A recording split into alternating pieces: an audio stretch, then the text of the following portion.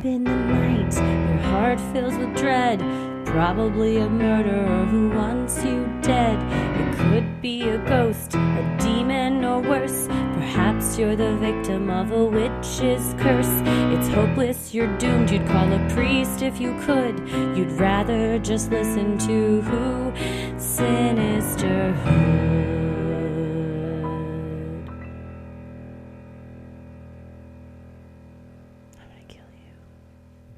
Welcome to another edition of Freaky Friday, where we tell all your odd but true stories. I have our story sommelier, Christy, here, who has quite a lineup. You said we had an influx of submissions, right? We have some really good ones. We've gotten a lot of emails that have accompanying videos and pictures and stuff, or article links, so that's been very helpful. So thank you to everybody that's been sending them in. Thank you. And we got a new form system, and I think it's even more organized. And can't you upload now when you submit it? So send those pictures in. Most are still emailing them, but you can upload them. So if you can upload them, upload them. Trying to stay on the cutting edge of technology, and it keeps moving. Keeps moving. Yep. Well, Gmail is a tried and true way of communicating, so sometimes you just fall back on that. You know, right, we can always email ourselves and each other. Also, I would be remiss if I did not let everyone know that you only have 3 more days to catch our live from the Texas Theater show on Moment. Mm-hmm. It's up on November 6th, which is Sunday. So if you did not catch it live, I saw a couple people go, oh man, I really wish I would have seen it. Well, you don't have to wish. It was so much fun. We covered all sorts of things: true crime, paranormal, cryptids. Had a lot of great grievances. So if you were there and you want to rewatch it, totally get it. If you weren't there and you want to see it for the first time, definitely get it. Check it out, moment.co/Sinisterhood, and you can watch us on your phone or your TV. Anything you want. We can be right in bed with you. That's how I watch TV late at night, my phone in my bed. Oh, there you go. Yes. Well, love to be in bed with all of you. I do it to keep the Hat Man away, and that's much like many of our creepy stories today. These will stick with me, just like the Hat Man has. Well, we've got quite a lineup, so I'm Christy. I'm Heather. And let's get freaky. This first one is from Sienna, and this is called Creepy Auditor Man. Hi, Christy and Heather. I'm a huge fan of the show, and I particularly enjoy your Freaky Friday segments. I never really thought of myself as having a story to tell, but something triggered a memory in me this morning, and I had to share. I want to tell you about this murderer I once worked with. To give some background info, I'm a woman and I live in the UK. At the time this story takes place, I was working for a renowned manufacturing company as a quality management systems assistant. For those who don't know, having a quality management system is the easiest way for a manufacturer to guarantee to their customers that they can produce quality manufactured goods. It's a certification, so once a year, the certification body will send someone out to audit the company to make sure they're still following rules. If they're not, they risk having their certification taken off them. Still awake? Good. I promise this story gets more interesting. Our company had a few different auditors that used to come out to visit the site, but there was one man that used to make me very uncomfortable. As auditors goes, he was meticulous, which I guess is what you want if you're running a successful business. But to be honest with you, he never smelled that great, and he had a habit of making comments used to make me feel icky. Nothing sexual, thank God. He was an intelligent man and perfectly capable of sustaining a normal conversation with the men in our department. But when it came to the women, he would always sneak in snide remarks about women making sandwiches and women being overly emotional. As the second in command, I had to bear the brunt of his sexism, and at the time, I felt obligated to grit my teeth, because this man was in charge of whether or not we got to keep our certification. Stupid, right? Looking back, I can't believe I let it go on for so long. After one particularly grueling audit, I had finally had enough. I can't quite remember what had sent me over the edge. From what I do remember, the audit had gone quite well, and my boss had been praising me for my hard work. I remember being quite proud of myself. I was still young, and I was eager to move up in the business. But just as he was leaving, the auditor had made some comment about how I couldn't possibly have done any of this work I was being praised for because it was far too technical, and I was, well, a woman. Have you ever been so angry that you transcended rage? I was so calm as I walked him to his car, but as soon as he had driven away, I supernovaed. I have missing time. That's how angry I was.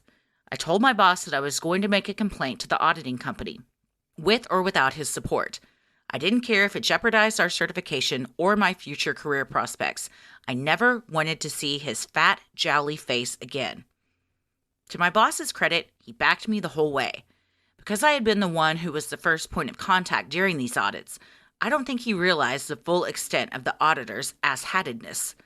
To cut a long story short, we submitted the complaint to the auditing company, and they apologized and promised to send somebody else next time. Problem solved, right? Cut to a few years later, and my boss asked me if I had seen the news. I said I hadn't, and he told me he was going to send me a link to an article, and that he wanted me to tell him what I thought. The article was about him, the auditor. Turns out, creepy Auditor Man was a gun fanatic, something that is not that common here in the UK. As intelligent and as meticulous as he was, he started to become obsessed with the idea of, quote, the perfect murder. It would seem he retired not long after my boss and I had put in that complaint about him, and decided that now was as good a time as any to test out his theoretical perfect plan. And so, he traveled to a secluded train station and used a burner phone to call for a taxi. When the taxi driver arrived, a beloved father of 3, he was shot in the head and instantly killed, for no reason other than idle curiosity. He was only caught because Mr. Meticulous Murder Planner topped up his burner phone with his credit card. But I suppose we all drop the ball at some point, don't we? When officers later searched his place, they found photographs of various train stations and timetables, as apparently he had been researching which would be the best and most secluded location. I've included some articles below for your perusal. In one, you can see pictures inside his house. He was a literal hoarder. The part of the house that really weirds me out is this one room that is piled high with empty cider bottles, wallpaper peeling off the walls, and a solitary poster of 80s boy band sensation Wet, Wet, Wet that had been ripped out of a teen magazine. Like, what the fuck? Creepy Auditor Man was given a maximum sentence, which was a moot point because he died in 2020 behind bars. Anyway, thank you for reading this, and I hope you're all keeping it creepy over there in Dallas. Good luck with your live shows. Break a leg, but not literally.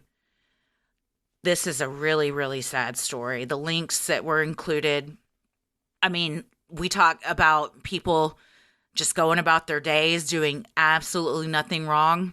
This taxi driver couldn't have possibly known. He was just doing his job. He showed up for a call, and that was the last call he made. And all because this monster admitted he just wanted to know what it felt like to kill somebody. He wanted to know the thrill of the kill. And it's ego driven because he thought he could get away with it. It was not just I want to kill someone. It was and I'll never get caught. And I'll create the perfect murder. Yeah. No. Yeah. The article that she sent along it's very sad because like you said, the prosecutor basically said he had no knowledge of the victim, just a fascination with guns. And Mr. Ludlam, who was the victim, was the unlucky man with whom this fascination ended. And the photographs of him like kissing his guns and yes, bottles and newspapers piled up in the upstairs bedroom. It is a weird, just stuff peeling off the ceiling. It just looks like a gross, disgusting place. I was disturbed, however, at the line that said he was described as a loner and his wife, Jennifer, had not been seen in 20 years. I hope that is because Jennifer is okay and has found someplace else to be. But that line stuck out to me too. I also read in that article that their house was filled with so much trash that they had to sleep in separate rooms, like downstairs. So perhaps she also struggled with mental illness and just hadn't left the house in a long time and seen by neighbors. I hope that, like you said, she's accounted for and safe. Yeah, that's horrifying. But you get that feeling about a person of like, they have that, I get ego, whatever, of like, you could never have done this on your own because you're just a woman. And then you find out the ego is even more horrible and toxic than you could ever have imagined. Yeah, he is trash. Good riddance. Well, this next one is from Jess, and this is called Questionable Taste in People Runs in My Family, apparently. Hello again, ladies. It's me, the one who wrote to you about Drew Peterson being my cousin's wedding photographer. I'm still looking for that picture, by the way. I've got another tale for you about how bad taste in people is apparently a family trait. I was talking to my dad about your podcast and how y'all take listener stories, and that I had sent in the one about Drew. It was then that my dad dropped this bomb on me. You should write into them and tell them about how your old man knew a lifer at Statesville. For context, Statesville is the maximum security prison in Illinois that's housed the likes of John Wayne Gacy and Richard Speck. I immediately stopped what I was doing and looked at him with eyes and mouth agape. "What?" I half shrieked. He casually says, "What? I never told you this story?" Well, he's dead now, so I guess it's fine to tell you. Growing up in Joliet in the late 50s, early 70s, my dad was friends with a man named Russell Smirker. According to Dad's accounts, Russell was the only one in their friend group that was always up to shady shit. Allegedly, there were some home break-ins and petty thefts in the area that everyone always thought were Russell's doing, but never anything to tie him to the crimes. After their teen years, Russell moved to Lincoln, Illinois to attend Lincoln College, where his string of theft continued in his dorm and in local stores. Russell's dorm mate, Dad said they were roommates, but I can't find any articles confirming this, Michael Mansfield, was set to testify against Russell, who was stealing in dorm rooms, and 6 days before the court appearance on New Year's Eve of 1975, Michael went missing. Months later, Russell was caught by a manager at Kroger trying to steal steaks. Kroger manager Jay Fry was set to be a witness for the prosecution at trial, as well as Ruth Martin, who was sitting in her car in the Kroger parking lot when Russell ran out of the store being chased by employees and threw the steaks under her car. Russell decided he wasn't going down for theft and chose murder instead. He killed Kroger manager Jay Fry and Mr. Fry's pregnant wife, Robin, with a shotgun. Days later, Ruth Martin went missing. After Miss Martin went missing, Russell drove back to Joliet and, allegedly, gifted my dad with a shotgun. According to Dad, he got a weird vibe from Russell that day and knew something was off and quickly got rid of the shotgun by giving it to another friend. The 70s. Facepalm. Jay Fry's sister saw Russell leave the Fry's home and was able to identify him when he showed up in court on a traffic charge. Russell was arrested and charged with the murders of Jay and Robin Fry and sentenced to 300 years in prison. Russell died in prison in 2011. On his deathbed, he confessed to the murders of dorm mate Michael Mansfield and Ruth Martin, but their bodies have never been found. The authorities even brought him back to Lincoln, to the area where he said he buried Ruth Martin. But it was dark at the time, and the landscape had changed so much he couldn't pinpoint where, only that it was under I-55 somewhere. After finishing this story, I'm staring at my dad with a "what the fuck" expression. The next thing that came out of my mouth was, "Dad, how did you turn out as normal as you are?" Dad, who was raised by some incredibly staunch Irish Catholics, just shrugged and said, "I grew up in the 60s and 70s. We had the best drugs, music, and cars." Thanks so much for taking some time to read this story. My dad is super cool and a chill dude, and I'm still flabbergasted he would be friends with someone like Russell Schmirker. Keep it creepy. It's always something so, it seems so, I can't even think of the right word, like frivolous. And that's what one of the headlines of the story said, killed over 3 steaks. It's something so sad, so frivolous. So he probably would have gotten, probation, maybe a couple of months in jail, as opposed to taking not only 3 lives of the witness, Ruth Martin, Jay Fry, the manager, and his wife. It said at the time of his arrest, he was also plotting the murders of another manager of the store, because I guess Jay Fry was the produce manager. So I guess the general manager of the store, as well as Jay Fry's sister. He was ready to go on a rampage over something so small. And Robin was pregnant at the time, too. So depending on how far along she was, that's another life. It's super sad. And like you said, just like pointless. It's just, the whole thing is, they wouldn't have known chasing somebody out over steaks that the next thing they were going to be killed. And how would his dad to know that someone that they were just like, oh yeah, he steals stuff from stores occasionally, was capable of such heinous crimes. Yeah, and Ruth Martin just sitting there seeing something and going, oh yeah, I saw something, I'll come testify, I'll be helpful, and not knowing that somebody that did something small like steal steaks was capable of all of that. Mm-hmm. Yeah. It's horrifying. It is always fun when your dad or mom or somebody in your family just casually is like, oh yeah, like that time that I was friends with that serial killer, and you're just like, what? Yeah. I have never heard this story before. Dropping knowledge on you. That's parents, man. They're an entire ocean onto themselves. Mm-hmm. Well, this next one, I had to include, if only for the subject line, because of all the entries we've received thus far, this subject line, I couldn't wrap my head around it until I finally read what was going on. So this is from Aaron, and it is, woke up to strangers sleeping next to roommates, live-in coffin. Hi, ladies. First off, love you both, and you have brought me so much needed relief during the loss of my pregnancies. And for that, I am forever grateful. So let's get into it. For this to make sense, you'll need to know some background information.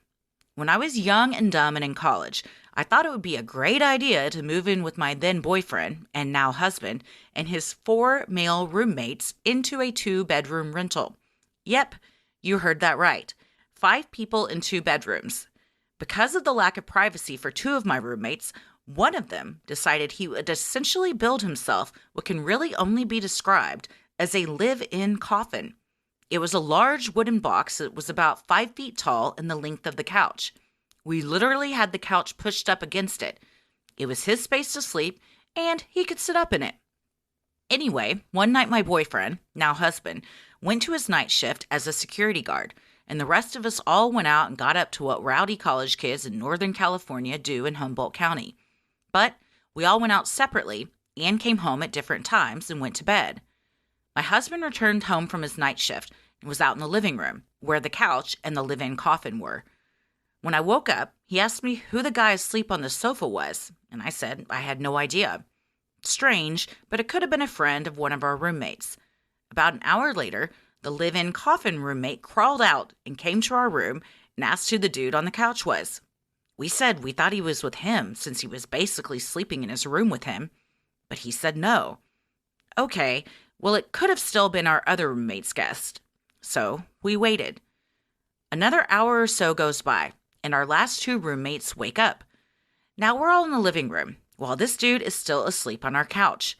As they were walking down the hall, we asked if they knew who this was.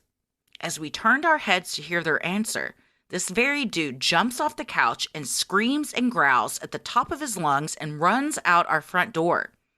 To this day, we have no idea who it was, and the live-in coffin roommate can't believe he slept with nothing but a thin piece of plywood separating them. I'd like to think this would have made us lock our doors, but I know it didn't. Peace and love, Aaron. Just the casual nature of, anyway, so he lived in a coffin in the living room. That's not the weird part of the story. The weird part of the story is a random couch guy, like the movie Half-Baked. Just a guy. My favorite part of this is live-in coffin guy crawled out. Because I remember I imagine that's what he had to do. It's just like, He just sits up and then crawls out. I mean, if you have a 2-bedroom apartment and there's 5 people there, you want some privacy. I guess it's innovative. You make yourself a little shed. That's true. It's like the Nathan For You hotel sex box where they made the box that the kids can go in. It was soundproof in a hotel room so the parents could have sex. Yes. And they had this huge orgy on the outside with a little kid on the inside. And he couldn't hear or see anything. And they're like, we had to make sure it really worked. And so honestly, it sounds like Coffin Guy he was an innovator. And thankfully that plywood held and we did not have a coffin flop situation. Right. You flop out and there's some guy on the couch. I guess it's someone that comes back from the bar with you. There's so many people coming and going, and everybody's been drinking. You don't really pay attention, and the screaming and growling that I can't explain. Nah. Is it a bit? Who knows? Is it a werewolf? Is he a werewolf? Maybe. I don't know. But he seemed cool. He was howling at the moon. He asked for a ride. Maybe it was it a full moon? Perhaps he was about to turn. He was like, in that case, Who do you want around? A vampire. Boom. There They you all go. make friends. You're like, I'm a werewolf. Where do you sleep? In a coffin? Okay. It's Okay, a monster all right. mash situation. That's why he was on the couch. He was like, I feel a connection to this one. He does. Well, this next one is from Bella, and the subject line is Astral Plane Flesh Pedestrians. Hey, ladies, love the podcast and y'all's sensitivity and empathy toward paranormal encounters and true crime. I lived in a small city in the Hudson Valley area of New York for a year after I decided to take a break from college. A couple months ago, after getting out of an abusive relationship, I decided to start my healing journey and move back out to the country. It's a very small town, about 20 minutes outside of the city, where I'm pretty sure the population of cows is greater than people.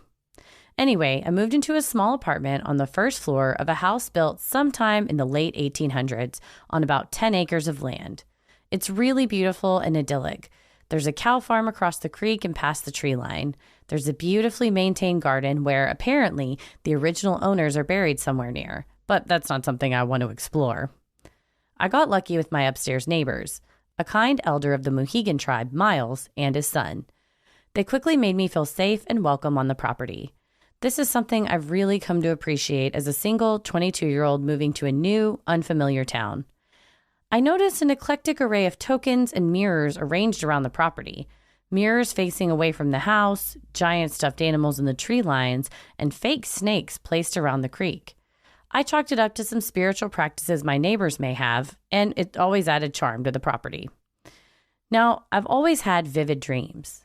I've always been able to lucid dream, and I often have recurring dreams where a storyline progresses each night until the dream is complete. When I moved in here, the first couple of weeks were spent adjusting to the harmonious sounds of crickets and cicadas, cows and foxes. I began having incredibly vivid dreams, or nightmares, each night. In the mornings on my way to work, I'd catch Miles outside and share my dreams with them. In my dreams, I would be in my apartment playing with my cats, writing, making art, or doing housework. I would have some reason to leave, but when I would try to leave, I would hear things clawing at my doors and windows. The exterior wall of my apartment is almost all windows looking out over the creek and forest. Over about a week or so, my dreams intensified. They began to take shape and feel so real that I didn't know I was dreaming. Each night, the visibility through my windows would increase until I was faced with 5 or 6 flesh pedestrians crawling, whispering my name, and trying to get in. I would panic, try to hide my 2 small cats, and secure my windows and doors. Something in my dreams would stop me from making noise, as if my own noise would be an invitation to these shape-shifting creatures. It felt so real that I would try to get home before sunset or have somebody come home with me to feel safe. The morning after my last flesh pedestrian dream, I described them to Miles. I tried to avoid saying what they were as much as I could, but as soon as I described it to him, all the color drained from his face. His mouth fell open and his eyes widened. He walked closer to me, quietly, saying, "Have you noticed all the mirrors around here?" "Yeah," I said. "That's why I put them up. I had a similar experience when we moved in." I didn't know what to say to him. Miles continued, "Don't worry about it. I'll take care of it. Thanks for telling me." I thanked him and was off to work. That night, the dreams stopped. A couple of days later, I walked around the back of my apartment. Miles had put up 2 more mirrors on the outside of my place, facing the creek and the tree line. Since then, I haven't had any more nightmares or any more astral encounters with the flesh pedestrians. Sidebar: I grew up in a very spiritual household. My mom was raised with some concoction of Catholicism and brujeria. She always had a big mirror and a cross facing the door. She would tell me that mirrors ward off demons and negative energy and trap anything trying to get in. This is a practice I've carried into my adulthood. I have no doubt the mirrors around my home now keep these negative energies at bay. Thanks for reading and thanks for all you do. I can't wait to catch a live show the next time y'all come to New York. Keep it creepy. She sent in some pictures of the what she sees looking out her windows. There were no flesh pedestrians, but it was gorgeous scenery. The trees, just all fall colors. It's like living in a beautiful forest. But I imagine if out those windows you're seeing horrible creatures trying to claw their way in to get you and your animals, it's not so tranquil. Yeah, suddenly that's exactly the type of dream you're having where you're like, oh, I'm dreaming I have the most beautiful view. And then things start trying to claw their way in. Very quickly turns into a nightmare. Very fascinating about having recurring dreams where the storyline progresses each night. That is the mind is a fantastic place. Isn't it though? Yeah. And I'm glad that your neighbor knew what to do. And not only that, but it seems like he had also had experiences and was already prepared. So that also makes you feel good. You're like, I'm not making this up because this happened to someone else and they clearly took precautions to try and prevent it from happening again. Well, and I think you're right. There's power in sharing your experience and stories, and you shared with Miles, he shared with you, and now you're sharing with other people. So this may help somebody who has that type of dreams, and possibly putting mirrors or looking into some practices that could help. That might help them get some rest. So thank you very much, Bella, for sending that in. The next one we have is from Courtney. The subject line is, I didn't know the P in CPS stood for paranormal. Hi, ladies. I'll skip the I love the show speeches and go directly to my 2 stories. I've worked in Child Protective Services for almost 4 years in 2 different states, and I have a story from each state. In the first state, I worked with families in a non-court setting, meaning we wanted to help parents and caregivers address their shit before the court system had to get involved and more children enter the foster care system. This family had the following people: mom, dad, child, aunt and uncle, and mom's support worker, another professional working with the family. I was assigned to work with this family in January of 2021 because the child had missed a lot of school and mom had issues with her mental health and drug use. When I was first given this family's case, the first worker that was assigned to the family reported that the child had dad's urn in his possession. I was like, kind of weird, but everyone grieves differently. The child was placed with the aunt and uncle, so then he wasn't unhoused with his mom, and that is where I first met the child. I said the usual hellos and briefly explained my job to the aunt and uncle, then asked to meet the child who was upstairs in his room. When I entered the room, the child was playing with toys, and I began to ask him about his day at school. He was distracted with the toys because he's 7 and no one wants to talk to social workers in general on the first visit. I asked him to put down his toys and come sit on the end of his bed to talk to me. He put his toys down and said that his dad would be joining us. Me, being the person not to think anything of this because I believe in ghosts/spirits, I said okay. Then I turned around and he reached in his bed for something. I asked if he was bringing a stuffed animal. Y'all, this kid pulls back the covers of his bed, and tucked into the top of his bed is his dad's urn. My face said nothing. My mind was screaming, what in the motherfuck am I looking at right now? I watched this kid struggle to pick up this urn, walk it to the end of the bed. He sat at the left corner while I sat at the right corner of the bed. Dad's urn was directly in the middle of us. As soon as that urn was set down, I immediately felt like I was going to throw up, and I felt super hot. I rushed the end of the visit and left the home. It was a few days later when I was on the phone with mom's support worker that I tell her the story of my visit with the son and my experience with dad's urn. The worker got quiet on the phone and asked me if I was told how the father died, to which I answered no. The worker then told me that in late 2019, the father was battling cancer. They thought he was in remission by early 2021.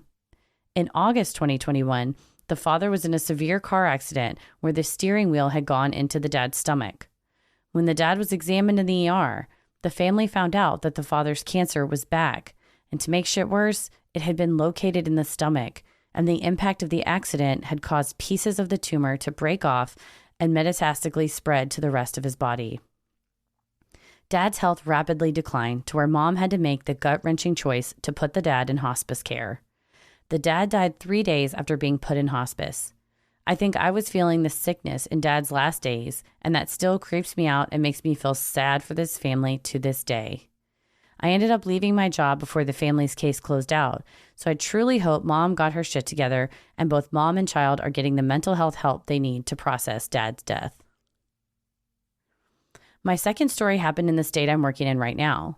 I work with court-involved families, meaning children are in foster care, and I'm trying to help parents and caregivers better themselves so their children can be reunified with them. In this state I'm working in, I have to occasionally place children with family members that live on a Native American reservation. My work strongly encourages us to use the buddy system with traveling to and from the reservation, especially if you are returning late. My coworker and I buddied up to make a whole day of seeing all of our respective children placed in the various towns on the reservation. And when we left the reservation to return to the office, it was dark. We were about an hour from being back out at the office, and it was pitch black with the headlights of our SUV as the only source of light for miles in all directions. Then we saw what we thought were super bright headlights that came out of nowhere, like they were driving in the same lane ahead of us by 1 or 2 miles. As we would get closer to the lights would disappear. My coworker, who grew up on the reservation, didn't think anything of it, and I reasoned that I was super tired and my blood sugar was running low from not eating in a while. Except that was not the case, because the same thing happened about 2 more times, and now we were both getting creeped out. On the 4th time, my coworker and I were freaking out and we just wanted to get the fuck off the road. Her comment was, "I would rather have it be aliens than a ghost car." I looked at her and said, "Fuck you, I'd rather have the ghost car than aliens." I truly think there was something alien related, but we noped the fuck out there and have tried not to make any more trips to the reservation in the dark, so then we can avoid aliens, ghost cars, or not deer. It's been a year since that happened, and this story has been shared a few times around the office, with some people being skeptical and some believing our experience. Thank you for reading my story, and shout out to all the social workers out there trying to make a difference in the lives of children and their families. Keep it creepy, Courtney.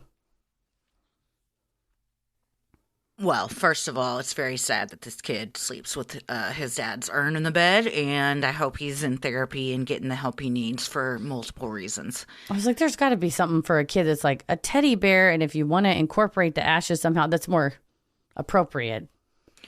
Yeah, I mean, I don't know. I don't know if that's any more or less appropriate than an urn with ashes in it. True. But, you know, I'm not a child psychologist, so that's for someone else to figure out.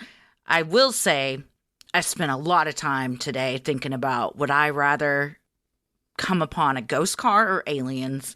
And I've come to my decision. Aliens. Damn, I was going to say ghost car. My reasoning is I'm going to find out a lot more from aliens that can help not only me, but probably science and others. Because to me, aliens are going to be the more interesting choice. Because I don't know what ghost this is. This could be any ghost. But aliens, I've never met a ghost either. But aliens, I feel like they send down a spokesperson for you. I guess that's true. They're there because they want to be there. Yeah, the ghost could be from anybody. It might not be a ghost for me. I was trying to think what would be less of a hassle. I figured a ghost car would just go right through. You could keep driving and going home. But you're right. For curiosity purpose, interacting with the extraterrestrial and being like, so what are you here for? What's going down? Can I go up to the ship with you? That would be a more interesting encounter. If you're going like, had a long day, I'd like to just go home. Ghost car can just feel like whoosh through you. With this. Then I think go ghost. But if you're like, go ghost. Fuck it, let's see what this is about, then you go aliens. I'm in for a new adventure. Yeah, we got to pick. Hopefully it's an alien car. Absolutely. Mm-hmm. Well, thank you, Courtney, not only for sending that in, but for all the work you do. It's so hard working in that system and working one-to-one directly with families and youth. So thank you very much for all that you do. And all, like you said, shout out to all the social workers out there. Definitely. Y'all are doing somebody's work. The Lord's, whatever, the universes, you're doing the great work. Taking care. Well, we appreciate you. And this last one is from Jess, and the subject line is My Mom's Doppelgänger. Hi all. I have a short, semi-creepy story from my early childhood. I was 6 or 7 at the time, but I stand by everything that happened. My mom and I lived in a 1-bedroom apartment, and I got to sleep in the bedroom. Thanks, Mom. I had a tiny TV facing my bed and would usually sleep with the door open because I was scared of the dark. With my bedroom door open, I could see down the short hallway and straight to the bathroom door. One early morning, probably midnight or 1 a.m., I wake up due to a bad dream and immediately turn on my TV for comfort. It's probably either Brandy and Mr. Whiskers or the George Lopez show on. As I'm calming myself down from the scary dream, I hear my mom get up from her recliner. I know I'll get in trouble if she finds out I'm awake at this hour, so I quickly turn off my TV and just face the hallway and wait to see what she does. I see my mom look towards my room and then walk into the bathroom. She turns the light on and shuts the door. I was relieved I wasn't caught because I had one of those old TVs that took a while to turn all the way off. As I'm waiting for her to finish, I could hear someone cough in my living room. I was immediately intrigued. Could it be my dad? He would usually wake me up no matter the hour to say hi, so I felt like it wasn't him. I waited in anticipation for my mom to leave the bathroom so I could ask who it was. I heard the person in the living room begin to walk toward the hallway, and I suddenly felt uneasy. Lo and behold, my mom sleepily enters the hallway and turns toward the bathroom. I feel instant fear and know that whoever is currently in the bathroom isn't my mom. I call out to her in a panic, and she turns to me with her eyes barely open, asking why I'm awake. I tell her someone was in the bathroom and began to cry. As I'm telling her this, I see the bathroom light turn off from behind the closed door. I had had enough.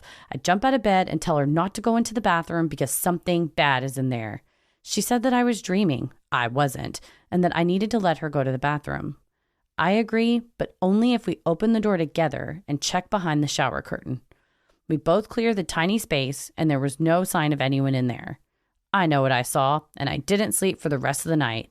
Thank God for George Lopez marathons. Somebody needs to put that on a t-shirt. I like all of it up until I'm like, okay, they probably were just like dreaming or they thought they saw something, but the light turning off, you can see that light in the crack of the door at the bottom and then it just goes dark. Don't like that. Oh, that's the punch in the face where you're like, oh, it's real. Oh God, what I saw was real. Well, we've had a doppelganger before, and I think it was someone was talking about in a Freaky Friday that she saw her brother walk past her on the stairs and then looked out the window and saw her brother down there. And that's just, there's got to be something with energy. I met a person in Austin this past weekend that was like a quantum physicist and started talking about quarks and quantum mechanics and stuff. And I'm like, can you explain to me ghosts? Doppelgangers? I have a lot of questions because there's got to be some type of energy explanation for something. Like, did you have to pee so bad in the night that you astral projected yourself to the bathroom? They're like, you're about to have an accident. I'm going to take care of this for you. And they go do it for you. Wow, that's a cool trick if that's what happened. It'd be great because we were just talking, you and I were just talking about that, like having to go to the bathroom at night and not wanting to get up. You're like, I don't want to have to, like, I'm all cozy. Everything's perfect. Oh, it's terrible. If you could just, you stay in bed and then your energy essence could go pee and there's no mess situation. It would be, so your mother is a genius. Your mother has invented. It's great. I'm going to teach Ella how to do it and Simon too. We're all going to have to do it. But you're right. I think the number one, because we've all been that kid. I used to stare at my bedroom door and worry that down the hallway I was going to see the leprechaun. Did he ever show up? Never. Not that I mean, you think you see it though as a kid, right? And you're like, oh my gosh. Oh, but then it was the cat or whatever. But never something like this where the light, there's something tangible, physical, touching our world and reality. It's creepy. What did the quantum physicists say when you asked if they could explain ghosts? Oh, no, I was had just met him for the first time. I didn't want to embarrass myself. So I just let him talk about science.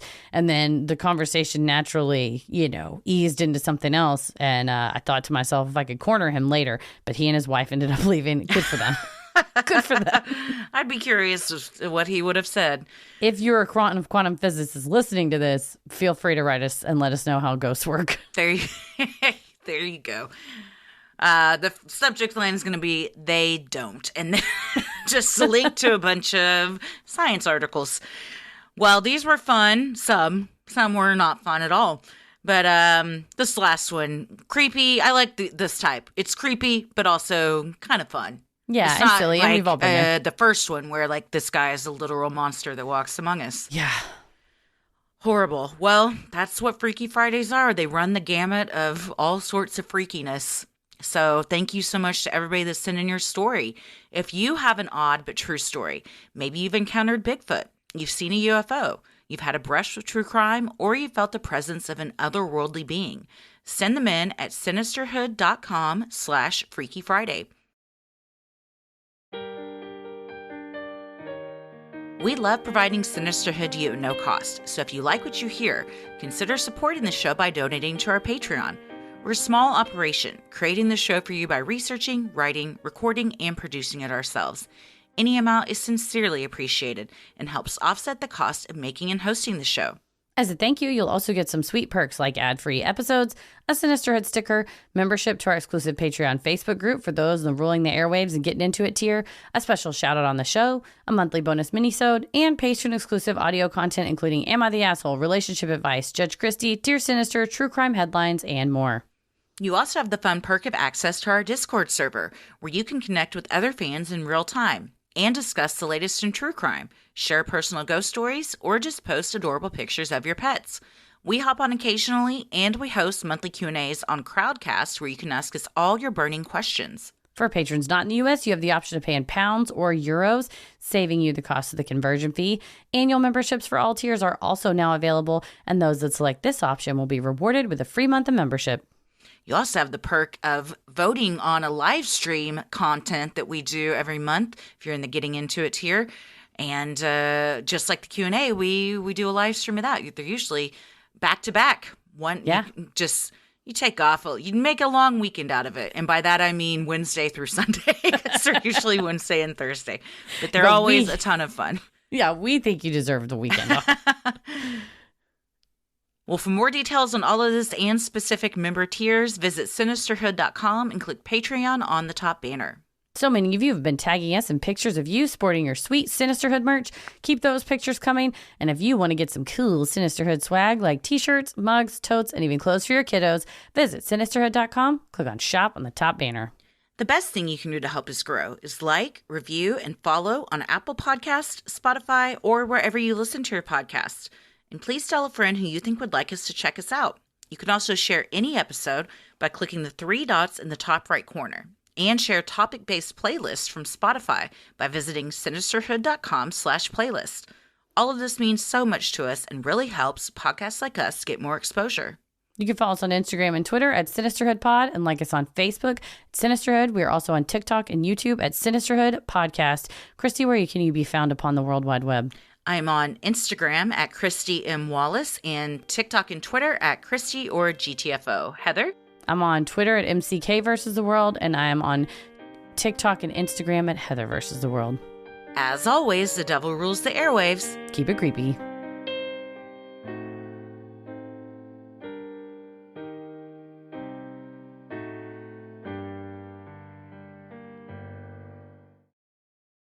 Say